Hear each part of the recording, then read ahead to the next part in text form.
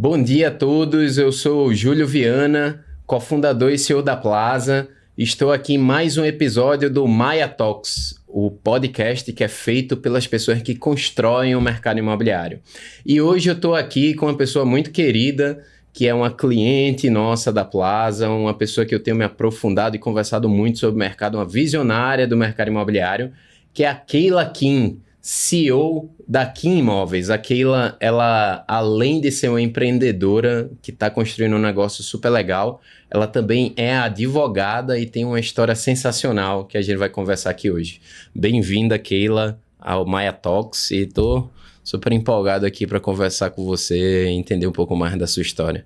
Muito obrigada pelo convite. É muito bom falar nos dias de hoje sobre o futuro, que é inteligência artificial, contar um pouco da minha história e também falar de como a Maya está me ajudando no meu dia a dia, nos meus atendimentos lá na Kim Imóveis. Perfeito, isso aí fico muito feliz de escutar isso e vamos conversar um pouquinho mais sobre isso também. E Keila, me conta, você estava me falando ali antes do podcast começar que você não é de São Paulo, né? Eu nasci em São Paulo, Uhum. Quando eu tinha mais ou menos 13, 14 anos, eu fui para Rio Preto. Perfeito. E aí eu morei lá por 4 ou 5 anos antes de voltar para São Paulo. Certo.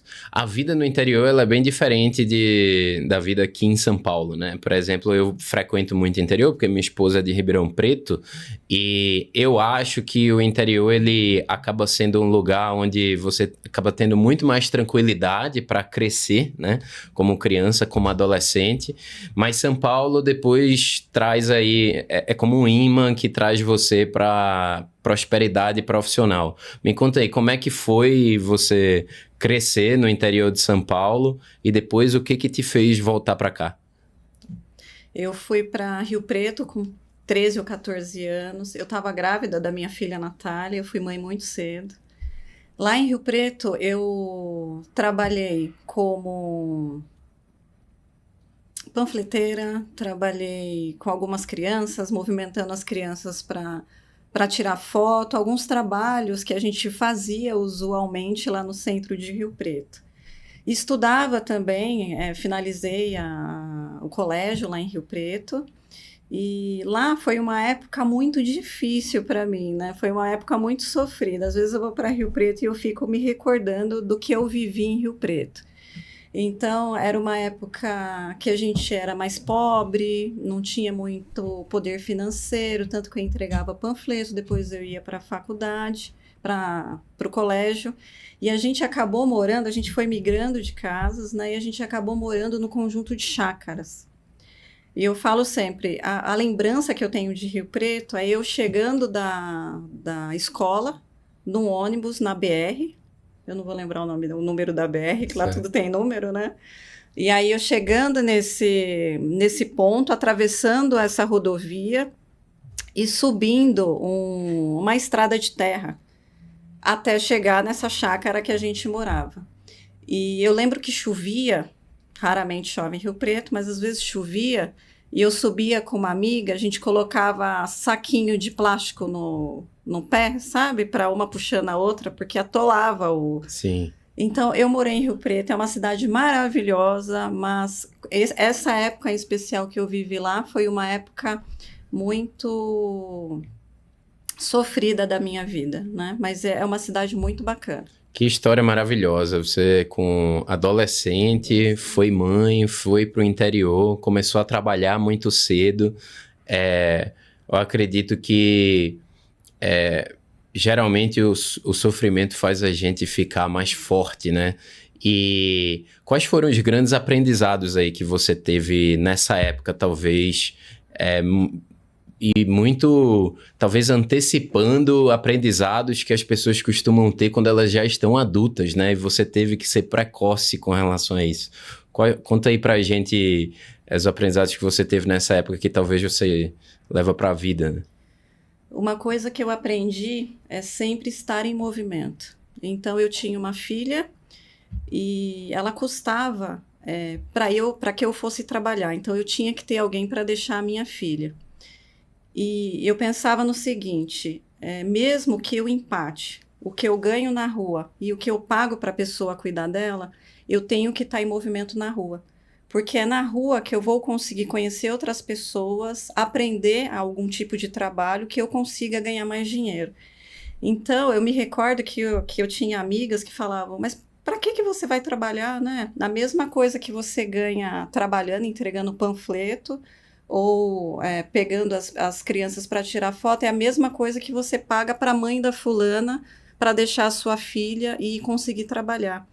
E eu sempre gostei de estar na rua, em movimento, buscando alguma coisa melhor para mim, mesmo que essa conta não fechasse. A conta não fechava, mas mesmo assim eu escolhia estar em movimento no centro, trabalhando, conhecendo gente e deixando minha filha com alguém para cuidar, para estar bem cuidada, para conseguir buscando alguma oportunidade melhor. Perfeito. Muitas vezes as pessoas olham o trabalho como algo assim, com essa característica, né?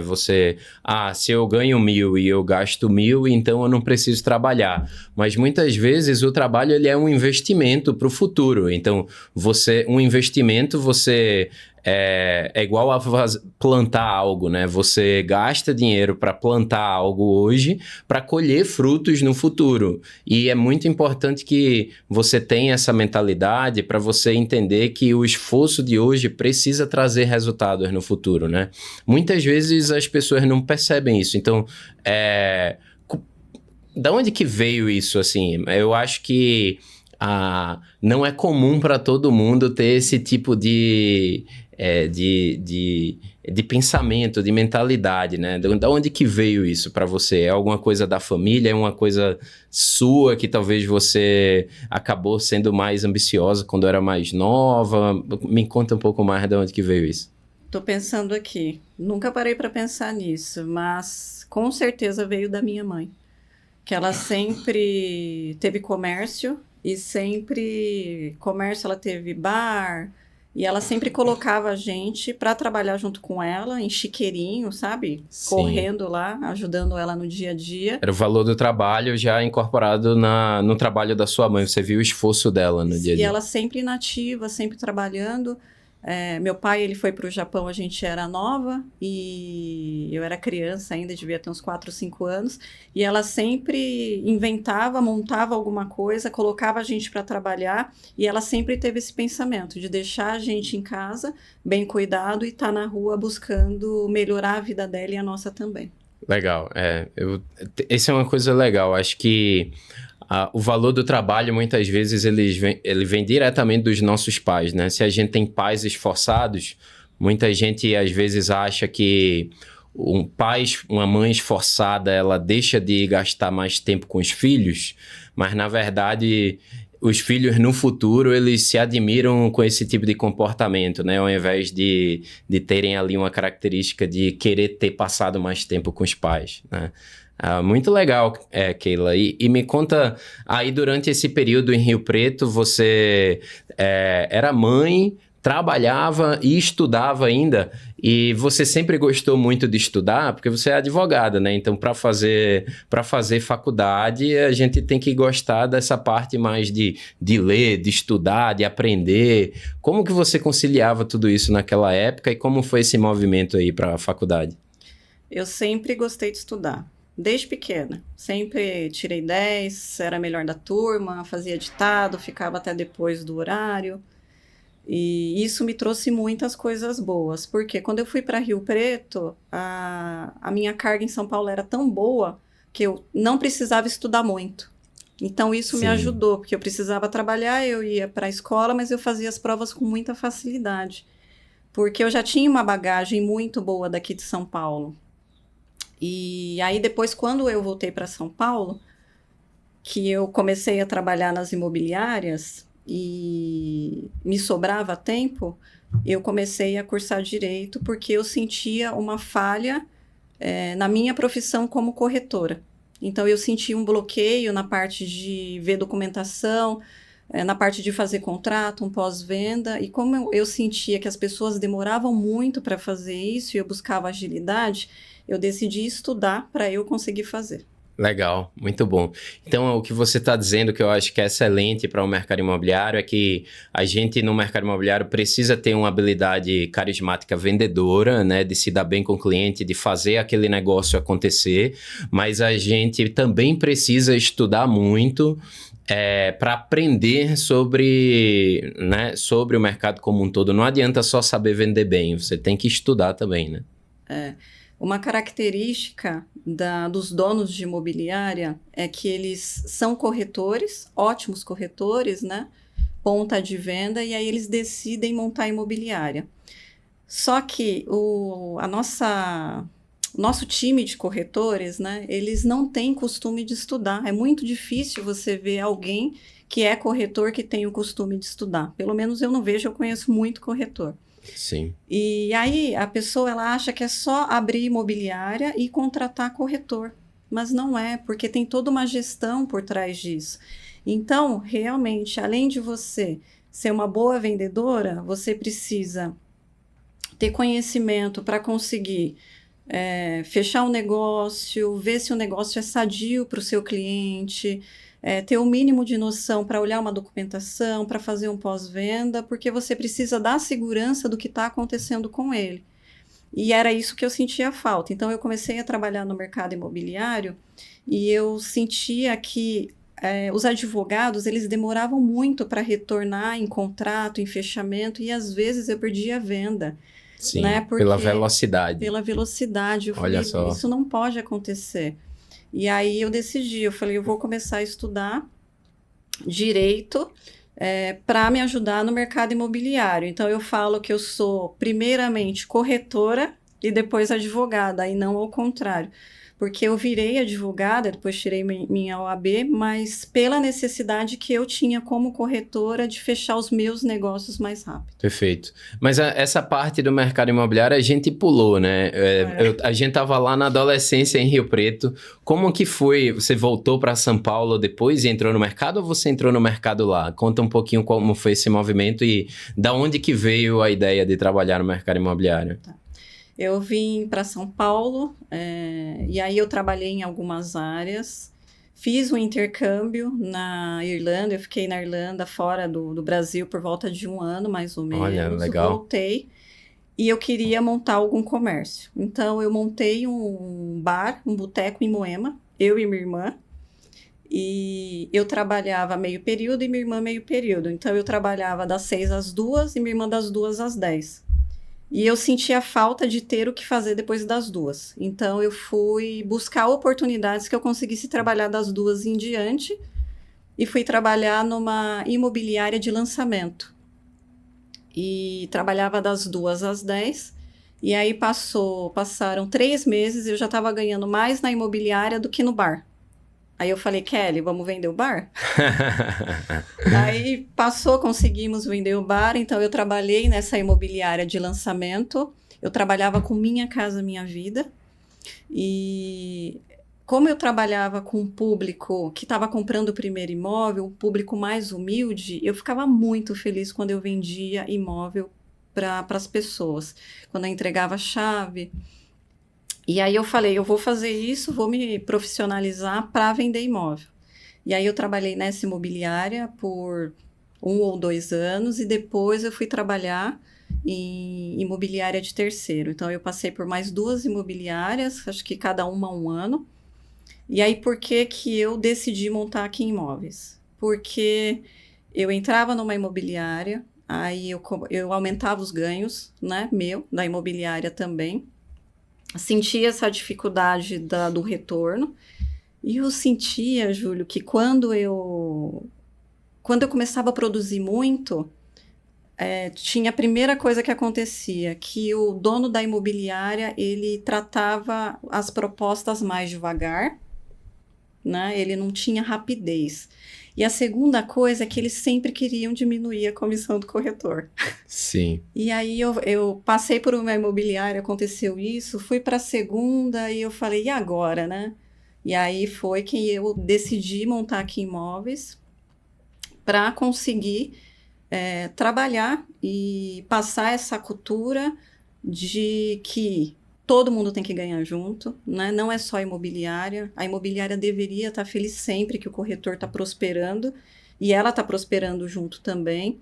E agilidade. Lá na imobiliária, se você manda uma proposta no sábado, o cliente que quer fechar domingo, eu vou para a imobiliária e eu fecho domingo. Exato. Não importa o quanto eu estou vendendo, o quanto eu produzi, qual é o valor daquele imóvel, eu me movimento, ou a equipe se movimenta para fazer esse fechamento o mais rápido possível. Que é essa cultura que eu trouxe, né? Essa falha que acontecia nos outros lugares, que eu falei, eu vou abrir imobiliária e isso nunca vai acontecer aqui. Eu não diminuo comissão de corretor e eu faço o fechamento super rápido. Então, a gente decidiu montar aqui imóveis, montou. Eu, minha irmã de sócia, que também já trabalhava no mercado, meu irmão, Paulo, que depois ele saiu, ele está no Sul hoje, morando no Sul, e o Giovanni. E aí a gente trabalhou nessa imobiliária, inicialmente no mesmo prédio, mas numa sala menor, e começamos a contratar corretores, né? Essa foi a nossa história e há 2 anos o meu irmão Paulo saiu. Perfeito. E aí hoje somos eu, minha irmã Kelly, que está iniciando a parte de administração, e o Giovanni, que ele cuida de fechamento e pós-venda. Perfeito, né? Que história maravilhosa. E eu acho que você tocou em alguns pontos aí que são muito importantes para os nossos ouvintes, né? O primeiro é que não adianta de nada, você nunca vai crescer como negócio se você não tiver relações ganha-ganha. Às vezes ainda é uma prática comum no mercado que, a rotatividade de corretor nas imobiliárias é alta, todo mundo sabe disso, mas se você tiver uma estratégia de retenção, você vai ter ali parceiros também empreendedores, né, que vão estar com você no longo prazo, todo mundo ganhando junto, né? Esse é um negócio que eu acho essencial que você está trazendo aqui, é uma das razões por aqui em imóvel está dando tão certo, e é uma prática que no mercado ainda é difícil de encontrar, né? Mas as imobiliárias que têm essa mentalidade, dá para a gente perceber, eu percebo, que são imobiliárias que realmente têm uma taxa de crescimento maior.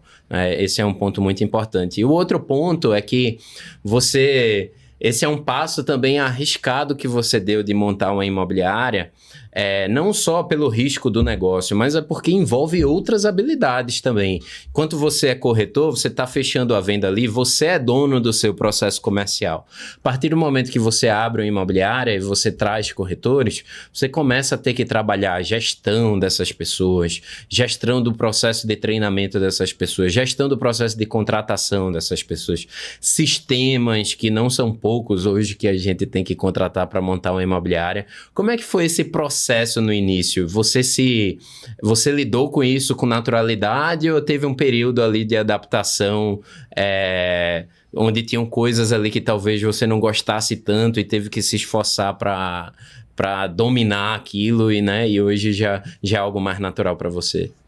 O negócio da gestão é que quando você começa a contratar corretor para trabalhar, não é só você. Você precisa fazer com que o corretor venda, porque Perfeito. Ele está lá disponibilizando o tempo dele, a energia, está gastando para estar lá porque ele não tem fixo. Então, você precisa, inicialmente, quando a imobiliária é menor, que tem muito dono de imobiliária que vende como eu vendia, você precisa se preocupar em vender e em fazer o seu corretor vender. E é uma coisa muito complicada, porque você acaba que não tem tempo para fazer tudo. Eu fazia os dois, sempre fiz isso, sentava do lado do corretor, via a dificuldade dele, passava lead, ensinava a atender. E a gente foi contratando e a imobiliária foi crescendo. E aí teve uma hora que eu tive que parar de vender para conseguir dar uma gestão melhor para a imobiliária. E é isso, o dono de imobiliária, ele precisa estudar, ele precisa entender de gestão, ele precisa entender de número, de processo e de gente. Então, você tem uma equipe de corretores, como eu tenho hoje, a gente aumentou para 18. Você precisa identificar no todo, né, o problema maior de todo mundo para dar treinamento. E, além disso, você precisa ter treinamentos individuais trabalhando a dificuldade de cada corretor. Porque você vai perceber que pode ter 100 pessoas. Cada corretor, ele tem uma dificuldade diferente. E aí, o que eu fiz para aprender, para melhorar isso? Esse ano, eu fiquei o ano todo fazendo curso, investindo em curso. Aquela história que você falou no início, que você investe para depois colher. Então, eu conheci muita gente boa do mercado imobiliário, que eu assisti palestras, entrei em imersões e eu estudei muito, né? Estudei muito número, fiz muita análise dentro da minha imobiliária, fiz reunião de números para que eu conseguisse identificar todos os problemas que eu tinha e sanar os problemas, né? Ainda não sanei todos, mas ir sanando os problemas que eu tenho para que antes, no meu ranking, por exemplo, que é uma dor que eu tenho certeza que tem inúmeras imobiliárias que estão assistindo a gente tinha 8, 10 corretores, todos os meses 2 em primeiro e segundo, 2 corretores. E eu falava, pô, mas não pode, porque se eu tenho uma equipe de 10, eu preciso dos 10 produzindo, dos 10 vendendo, né? E como é que eu vou fazer isso?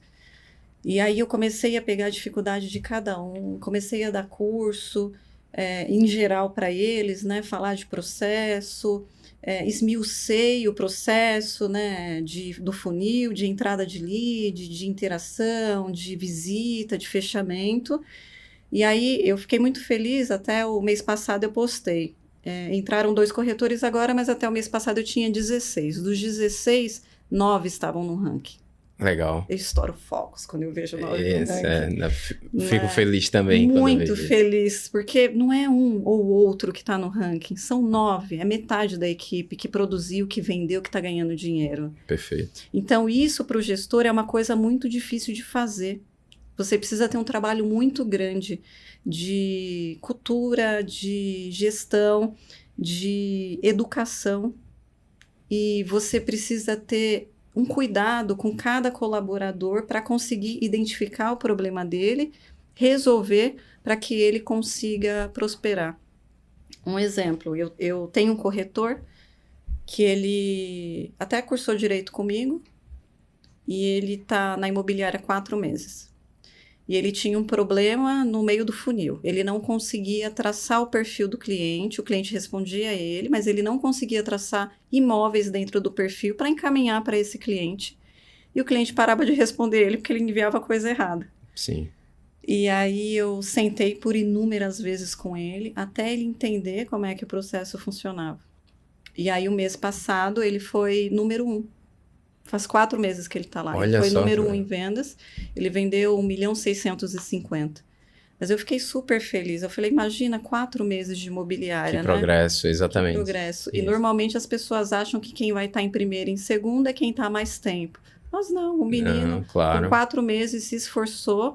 Ele participou de várias vendas na imobiliária e fez um ranking de 1.600.000 e alguma coisa, fora as captações que ele ganhou. Legal. Então, eu fiquei muito feliz por isso. E é isso que faz a gente caminhar. Perfeito. Eu tenho 2 perguntas aqui na conversa e eu queria te falar. A primeira é sobre essa questão do corretor, né? Até voltando, quando você se tornou corretora, você falou que 3 meses começou a ganhar bem, né? Como é que é a curva ideal para você, para um corretor que está começando agora? Quanto tempo ele precisa esperar? Porque eu percebo que tem muita gente que acaba sendo mais ansioso e quer ter um resultado muito bom em 1, 2 meses e às vezes não consegue ter e a pessoa desiste porque ela não espera, né? Para você, como que é essa curva, né? Se você for falar com alguém que está começando no mercado agora, por exemplo, como é que é como que você deveria se planejar para esse momento e o que você deveria fazer? Depende da disposição e da gana que a pessoa vai ter para trabalhar. Perfeito. Tem gente que inicia no mercado imobiliário, ele quer ou trabalhar em 2 lugares, ou ir 3 vezes na semana, e ele tem 50 milhões de compromissos, fora aquele, para fazer além de vender, né? Então, para essa pessoa, eu não consigo mensurar quanto tempo ela vai levar. Vai passar 1 ano e não vai vender Exatamente. Nada. Agora, quem está lá na imobiliária, todos os dias, ou não todos os dias, mas está trabalhando de alguma forma, de algum lugar, produzindo todos os dias, Eu coloco aí de 3 a 6 meses para estar ganhando razoavelmente bem. Legal. Primeira venda nos primeiros 3 meses, então. Porque se você está trabalhando corretamente, em 3 meses se a imobiliária te entrega um número razoável de lead por mês, que é o que a gente estuda no mercado, que é, sei lá, 20 leads, normalmente de 20 a 30 leads, você vai ter uma quantidade em 3 meses de 60 leads para você trabalhar. Perfeito. É uma quantidade suficiente para que você consiga fazer uma venda. Legal, muito bom. Voltando agora para a parte da imobiliária, eu queria te perguntar, durante quanto tempo tem a imobiliária? 10 anos. 10 anos, né? Então, desde que você começou a imobiliária a chegar até aqui, qual foi o período mais difícil e o que você bateu mais cabeça, assim, de dificuldade para montar a imobiliária, comparando com a experiência que você tinha antes, né? Que era mais uma profissional autônoma, vamos dizer assim. Você saiu de ser uma pessoa sozinha para montar uma imobiliária que teria várias, ou seja, uma empresa que tem várias pessoas e processos. Qual foi a maior dificuldade? Inicialmente, quando eu montei a imobiliária, como eu não era advogada ainda, a maior dificuldade era fazer esse filtro de venda. Da segurança da venda para quem está comprando e para quem está vendendo. E aí a gente tem aquele problema de não estar vendendo todos os meses, né? Sim. Então você tem conta todos os meses para pagar. Quanto mais pessoas você coloca na imobiliária como corretor, maior é sua conta. E não é todos os meses, quando você não tem gestão, que você vende. E qual foi a parte mais difícil? Foi quando eu decidi que eu faria Aqui Imóveis crescer. Foi uma decisão intencional, assim, não é que veio uma demanda maior. Você teve que colocar energia e dizer, eu quero isso. Tive, porque até então a gente estava há algum tempo já trabalhando com uma média de 8 corretores. A gente já estava numa sala maior, né? Com alguns outros setores, mas trabalhando com outros corretores. E eu sabia que para crescer eu teria que contratar mais corretores, teria que ampliar o lugar. E aí eu tomei a decisão consciente que eu faria a imobiliária crescer. E avisei, né? E falei para os sócios, comuniquei para ver se eles queriam ir comigo, porque eu já sabia que daria trabalho, que a gente teria um custo maior e que demandaria estudo e que às vezes eu estaria fora ou que eles estariam fora. Porque dá trabalho para mim, mas dá trabalho para eles também. Então, esse foi o momento mais difícil que eu tomei essa decisão, porque eu sabia que ia dar muito trabalho, e eu sei que vai continuar dando muito trabalho, porque a gente cresceu, a gente dobrou, mas a gente ainda não cresceu o tanto que eu quero crescer. Eu sei que vai ser um trabalho longo, por muitos anos, e eu decidi isso, eu programei minha cabeça para isso, para aceitar esse trabalho. Perfeito. De forma feliz, de aproveitar esse caminho até eu conseguir chegar onde eu quero chegar. Com certeza, eu acredito que as dores do crescimento são provavelmente as dores que nos deixam mais desconfortáveis, né? Porque a gente está decidindo entrar num caminho que a gente é um caminho desconhecido, tem muita imprevisibilidade e vai exigir muita energia da gente, né? Então, é muito corajoso entrar desse caminho. Parabéns pelo progresso, vai ficar muito maior ainda esse time aí, tenho certeza. E aí, até dentro dessa parte de gestão imobiliária, a gente estava conversando antes ali também sobre o papel de você gerenciar bem o funil de vendas, né? Como que você que agora entrou num caminho de ser bem, vamos dizer, nerd com relação a essa questão de dados, de gestão de todo esse processo. Quais são as partes mais importantes desse processo para você e qual o papel da tecnologia dentro desse processo?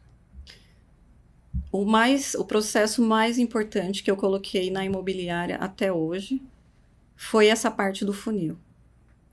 Por quê? O cliente, quando ele entra na imobiliária, ele é a coisa mais importante que você tem lá dentro para trabalhar. Então, você acompanhar esse cliente em todas as fases e saber exatamente os números dessas conversões é o que faz você vender. né? Isso é um fato. E aí, lá na imobiliária, eu verifico sempre os clientes que entraram, né, as partes do funil são essas, os clientes que entraram, os clientes que interagiram com os corretores, as visitas que a gente tem, conto todas também, proposta e fechamento. E aí, no meio dos estudos, eu percebi não, já estava escrito que se o cliente é atendido em até 5 minutos, a chance do corretor levar esse cliente para visita aumenta em 21%. Olha só, que legal. Só que os corretores, eles não atendem o cliente rapidamente. Então, quando você decide que você vai gerir esses leads, você precisa fazer algumas modificações para que esse atendimento saia de forma rápida. Uma delas, a Maia. A Maia, o cliente entra, independente do horário, se é de madrugada, se é em horário comercial, todos os meus clientes passam pela Maia. Então, selecionou o imóvel, mandou lá, pediu visita, a Maia, ela interage com esse cliente. Normalmente, o cliente não sabe que é uma inteligência artificial, porque ela é muito humana. A Maia tem um pouco de mim, porque fui eu que organizei a Maia, li todas as conversas, escrevi lá o que ela teria que falar, se ela teria que ser mais humana, ou não menos, mas mais sequinha, né? Perfeito. Então, a Maia, ela tem um pouco da Keila lá. Então, ela faz esse primeiro atendimento, ela agenda a visita para o corretor, e aí depois que ela faz esse filtro, esse cliente entra no meu sistema para o corretor atender em determinado prazo. Perfeito. E isso ajuda muito, porque a Maia, ela já entrega esse cliente com a visita agendada e, às vezes, com um perfil traçado. Porque ela faz perguntas para o cliente, e aí ele fala, por exemplo, quero no Jardins, 2 dormitórios, uma vaga até 700 mil. E isso já vem para o corretor. É só ele, e às vezes ainda ela manda opção para o cliente, né? Então, o corretor, ele já pega a conversa da Maia, faz a leitura, vê a visita que foi agendada e o que está dentro da conversa, se foi já falado o perfil, se a Maia já encaminhou mais algumas opções. Então, isso é fenomenal e aumenta muito a nossa taxa de conversão, porque ela tem um cuidado especial com todos os clientes. Perfeito.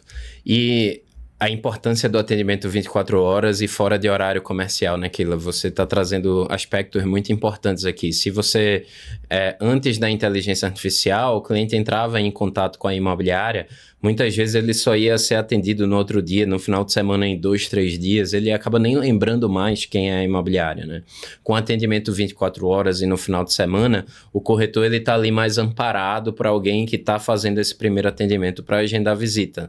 E aí, muitas vezes o que a gente vê, a gente está passando por um processo de mudança, né? A inteligência artificial é uma tecnologia muito nova e dentro desse processo de mudança, muitas vezes existe um período de adaptação, porque o trabalho do corretor, ele muda depois da inteligência artificial, né? O corretor ele não pode entrar em contato com o cliente, supondo que não teve atendimento antes. Ele tem que ler a conversa, ele tem que criar rapport ali, já dizer, pô, eu vi que você conversou, você quer isso, quer aquilo, olha, eu já olhei aqui, muitas vezes a visita já vem pré-agendada, então ele já tem que falar com o proprietário antes de falar até com o comprador, e aí já chegar para o comprador e dizer, olha, sua visita está confirmada, eu gostaria de me apresentar aqui, vou te acompanhar. Então, é um atendimento diferente, né? Como é que foi esse processo de adaptação e como que você acha que o corretor, ele deve, uma vez que a gente tem essa tecnologia, ele deveria se portar?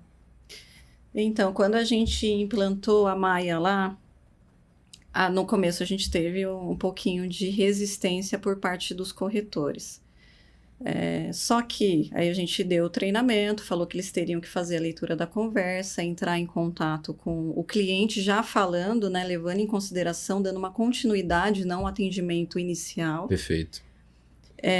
E, por exemplo, os corretores que não foram muito adeptos, eles entravam em contato com o lead e o lead não respondia.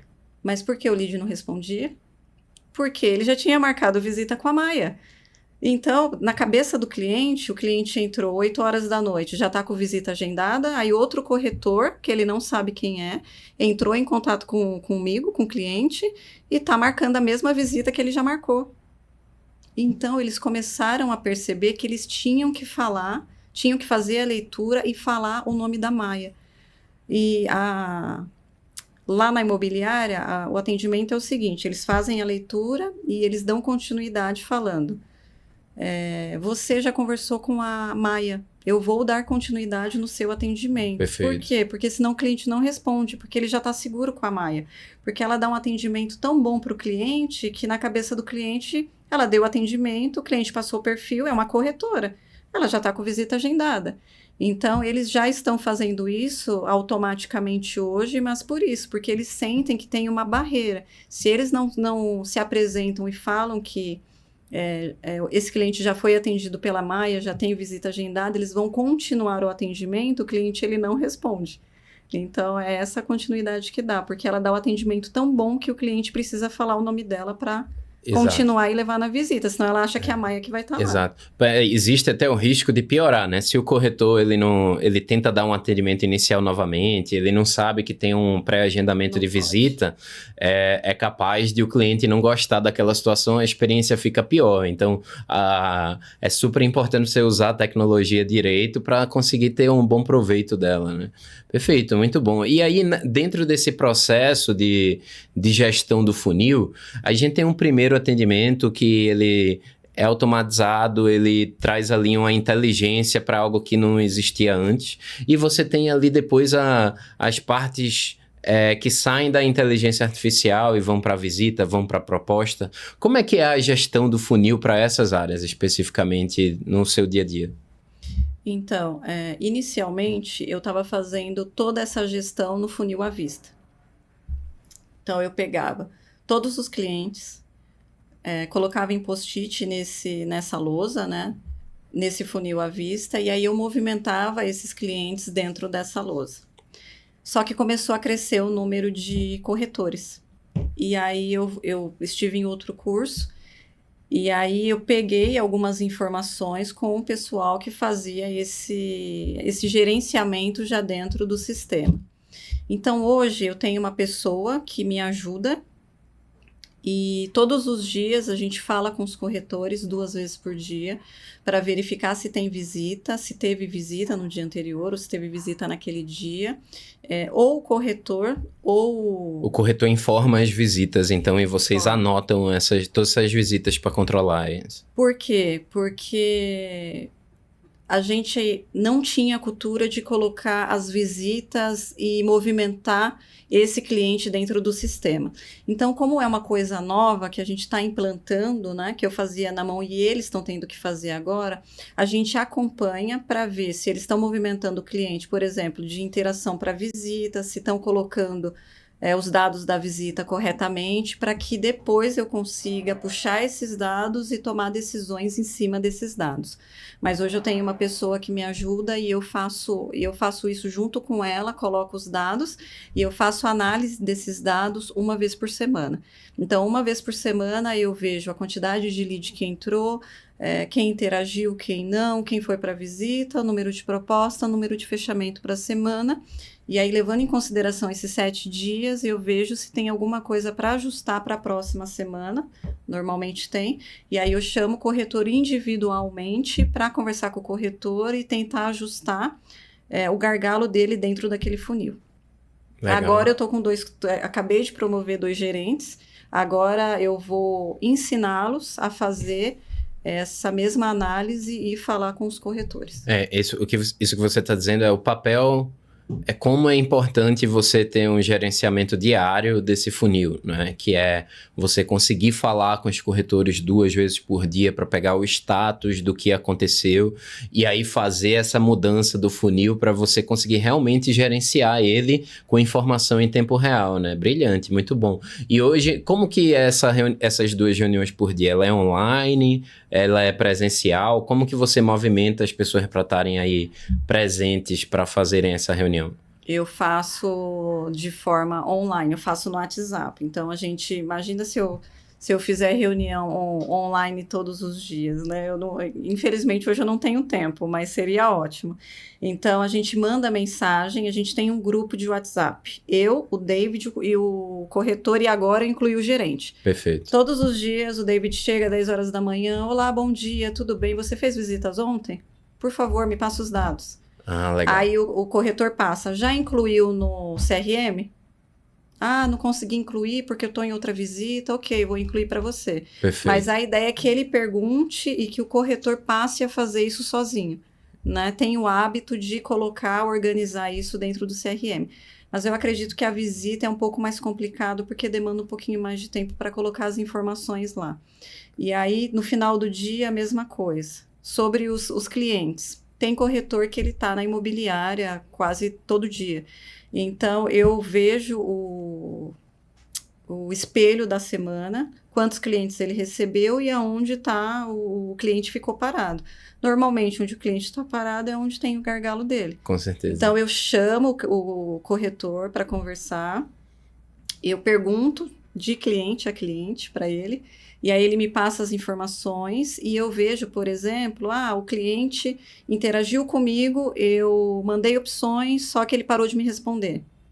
Aí eu falo, deixa eu ver as opções. E aí eu vejo por que o cliente não está respondendo ele, porque tem uma resposta com certeza. Com certeza, com certeza. E aí você precisa sanar isso para que ele consiga passar para a próxima fase. Olha só, muito legal. E aí agora você está pegando todo esse conhecimento que você está me falando aqui, empacotando isso em formato de mentoria, né? Um projeto novo. Me conta mais sobre como que você chegou a essa decisão de começar a divulgar mais o seu próprio método para o mercado e quais são os planos aí nesse sentido? Em todos os cursos que eu fui, eu percebi que tem muita imobiliária que não tem gestão e tem as dificuldades iniciais que eu tinha há um ano. E são coisas pequenas, que se você fizer pequenos ajustes, a imobiliária ela já vai sair do 0 para o 10 muito rápido. Então, eu comecei a ajudar os donos de imobiliária ao longo desse ano. Então, eu identificava o problema da imobiliária e falava para o dono, olha, você precisa fazer um diagnóstico, você precisa fazer isso, isso e isso, para que você comece a vender mais, ou para que você organize a sua imobiliária. E aí eu falei, por que não transformar isso em negócio e ajudar os donos de imobiliária a transformar a imobiliária do 0 a 10 em um curto período de tempo. Então, é nesse intuito que eu estou abrindo uma mentoria, consultoria, eu estou vendo as imobiliárias que precisam de ajuda, bato um papo, vejo como eu posso ajudar e aí eu traço os pontos que ela precisa mudar, modificar e falo com essas imobiliárias uma vez por semana para ir ajustando e colocando os dados na planilha e vendo o resultado e vendo a performance melhorando. Mas é por isso, é com esse intuito que eu estou fazendo, porque eu tive uma ajuda da minha mentora, inicialmente, da Arlene, e ela transformou, literalmente, a minha visão de imobiliária, a minha visão com os corretores, com as pessoas, e eu quero passar isso adiante. Legal, não, super bom, tenho certeza que tem muita gente que vai se beneficiar disso. Inclusive você recentemente foi coautora de um livro, né? Conta um pouquinho da história desse livro. E também pode falar, né, se alguém quiser acessar o livro, onde que a pessoa pode ir. Tá ótimo. Eu fui convidada pela minha mentora, Arlene, que é uma querida, sabe muito de gestão de mercado imobiliário. E ela reuniu alguns mentorados dela para escrever esse livro.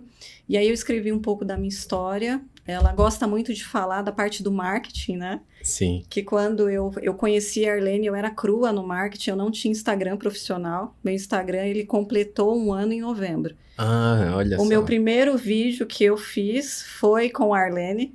Então, eu fiz um vídeo, eu lembro... Foi quando a gente se conheceu gelada. na mentoria do ano passado, eu acho, então. Não é? Eu acho que sim. Legal. E Olha aí, só. o meu primeiro vídeo foi com ela, eu tremendo lá, falando tremendo, né, com a mão gelada. E depois eu comecei a fazer muitos vídeos, porque na imersão dela de 3 dias, eu conheci o Guilherme do Ceará, que ele falou que ele vendia pela internet. E outra dor que a gente tem também que ele conseguia resolver. Não tem, o corretor não quer trabalhar comigo, Gui. Aí ele, Keila, mostra o que você faz e o que os seus corretores ganham na internet, que você vai ter visão e as pessoas vão vir trabalhar contigo. Ah, E eu botei muita fé nisso. Então eu falei, eu vou fazer vídeo. Então eu comecei fazendo reels, primeiro brincando, e aí depois eu comecei a profissionalizar isso. E todos os meus outros corretores vieram da internet, né? Então a gente começou a bater sino quando vendia, eu comecei a mostrar as reuniões que eu fazia no Instagram. Tinha 2 corretores que eles tinham saído porque eles não acreditavam no crescimento da imobiliária. E aí, quando eles viram que os meninos que tinham ficado estavam prosperando, ganhando dinheiro, que eu tinha feito uma parceria grande com a outra imobiliária, eles voltaram a trabalhar. Então, eu tenho 2 corretores que hoje estão comigo, que voltaram a trabalhar depois que eu comecei a me expor no Instagram. legal, legal. Né? E eu não acreditava, eu falava, não, mas eu vou me expor, né? Quem que quer ver isso? Né? Quem que quer ver? Todo mundo vai ficar sabendo da minha vida, quanto eu estou ganhando, o que está acontecendo. Ele falou, não, vai nesse caminho que vai dar certo. Então, eu comecei a fazer conteúdo para a internet, a mostrar o meu dia a dia, e agora eu tenho gente querendo trabalhar na imobiliária porque vê o processo que eu faço e já vem com a cultura que eu tenho. Porque eu falo nos vídeos como é trabalhar comigo, e eles já vêm querendo trabalhar do jeito que eu faço, com a minha cultura. Eu acho isso fenomenal. Com certeza, é a nova. Eu também sinto um pouco disso, Keila, de às vezes você acha que está se expondo, mas na verdade você está dando a oportunidade de as pessoas descobrirem o seu trabalho, né? E a gente, como empreendedor, a gente precisa colocar o nosso rosto na frente das pessoas para fazer isso. Então, belo trabalho. Ainda bem que já faz 1 ano, então, e só resultado positivo, né? Quem não é visto não é lembrado, né? Assim que Exatamente, fala. E o exatamente. livro é Gestão para Imobiliária. Quem quiser comprar o livro, entra no meu Instagram e me manda uma mensagem que eu dou os passos lá. Mas é um livro recheado de histórias de donos de imobiliária que começaram do zero e prosperaram, venceram. A gente tem lá, eu entregava panfleto, que era totalmente fora da área, mas a gente tem muita gente que começou lá como captador, como motoboy, e aí eles foram galgando, né, conhecendo todas as áreas da imobiliária, que eu acho que é o mais importante para qualquer negócio que você vai ter, é conhecer o seu negócio antes de montar. E aí, depois que eles passaram por todas as áreas, eles abriram a imobiliária. Então, é um livro muito construtivo e, com certeza, qualquer pessoa que queira se tornar dono de imobiliária, lá vai estar um manual ótimo, com várias histórias inspiradoras para que a pessoa possa abrir a sua imobiliária. Perfeito. É por isso que eu gosto do mercado imobiliário. É um mercado que oferece oportunidade de prosperidade, né? Tanto para quem é corretor, mas para quem quiser empreender e criar uma imobiliária de fato, esse mercado é farto de oportunidades e, óbvio, ele acaba recompensando quem trabalha duro, né? Então, muito bom, Keila. Estamos indo aqui para a nossa reta final do podcast e eu queria fazer uma última pergunta que eu gosto sempre de fazer para as pessoas, que é: qual foi a coisa mais gentil que alguém já fez por você? Eu pensei nessa resposta e eu vou deixar um abraço, um beijo, um carinho especial para a avó da minha filha, que me acolheu na casa dela por 1 ou 2 anos, com a minha filha aqui em São Paulo, quando eu saí de São José do Rio Preto e vim para cá. Era uma situação muito complicada para ela, porque eu não estava com o pai da Natália, né? Então ela me acolheu mesmo de coração, eu e minha filha, porque eu não tinha onde morar aqui. Então ela me acolheu por 2 anos até eu começar a ganhar dinheiro e conseguir ir morar com a minha filha. Então, muito obrigada, Edna. Você foi sensacional e eu tenho muito a agradecer a você. Que legal, uma ótima história para a gente finalizar. Parabéns pela Dona Edna, é isso? Dona Edna. Parabéns, Dona Edna, que história brilhante, viu? Muito bom, Keila. Bem, muito obrigado por estar aqui. por gravar esse podcast, por ser por nos dar a confiança de ser uma cliente da Maia. Esperamos poder fazer vários outros projetos juntos aí. Fico muito feliz pelo sucesso que vocês estão tendo e conte conosco também para alavancar as próximas fases aí desse crescimento. Eu tenho certeza que eu vou continuar com vocês e que a gente vai crescer e prosperar. A inteligência artificial é o futuro, não tem como você falar de atendimento hoje sem você falar de inteligência artificial.